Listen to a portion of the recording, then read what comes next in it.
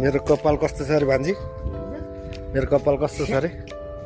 के बनाएको भन्दा रातो कालो होइन यो बिग्रियो के? सेतो खैरो तपाईँ त छोरा राम्रै आउनु भएको छैन त हौ। हजुर तपाईँ त छोरा राम्रै आउनु भएको छैन त। म के मान्छे नराम्रो हेर आमा म 17 वर्षको तरुनी जस्तै देखिरहेको छ है। अहिले त मामा असार लागेर त उहिले वैशाखमा त कस्तो थियो बैशाखमा? साह्रै राम्रो होइन त।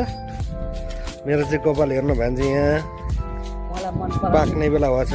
मलाई मन पराउने केटा कति आएको मैले झापपात लाएर खेलेँ किन? र दिदीलाई छोडी मलाई कतिजना माग्नु तपाईँ त्यस्तै राम्री? म कस्तो छुच्ची थिएँ नि त मलाई नामै चञ्चली छुच्ची राख्दो थियो दाइहरूले म त मन नपरेको मान्छेलाई चिप्टिहाल्ने क्या त्यस्तो पऱ्यो। कतिजना के गर्दा यता चाहिँ बिहे गर्नुभयो?